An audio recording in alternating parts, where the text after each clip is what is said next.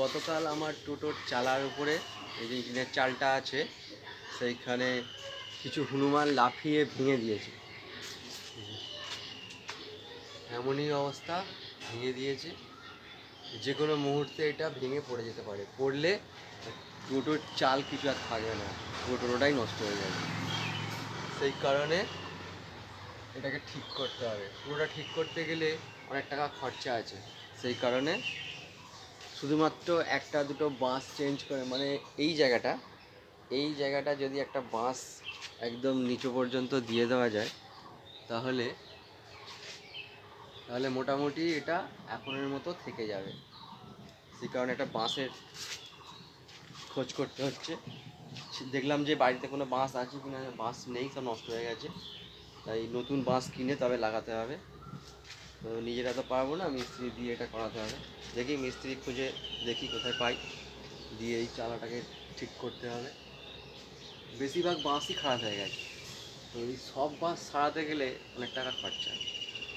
টিনও ফুটো হয়ে গেছে, অনেক জায়গায় টিন সব নষ্ট হয়ে গেছে। আর বেশি খারাপ করছে হনুমানগুলো লাফিয়ে লাফিয়ে এমন করেছে, সব ভেঙে পুরো নষ্ট করে দিয়েছে। মানে ইচ্ছা করে হনুমানগুলোকে বেশ করে ঠেঙাই, কিন্তু কিছু করার নেই। যদি দেখতাম যে ওরা কোনো ক্ষতি করছে না তাহলে এই কথাটা বলতাম না, ওরা তো আমার ক্ষতি করছে। তো যাই হোক, বাস কিনে লাগানোর চেষ্টা করি, তাহলে মোটামুটি চালাটা আমাদের ঠিক থাকবে। এই যে পুরো পুরো ভেঙে গেছে এইখানটার, এমনই অবস্থা যে কোনো মুহূর্তে ভেঙে যাবে, ভেঙে পড়ে যাবে, পুরো মুচকে দিয়েছে। মানে বড় বড় বীর হনুমানগুলো ছাদ থেকে পুরো ছাদের ওইখান থেকে একদম টিনের চালে বসে লাফিয়ে আর ওই দিক দিয়ে চলে যায়। মানে হনুমানদের যাওয়ার রাস্তা হচ্ছে আমাদের এই টিনের চালটা।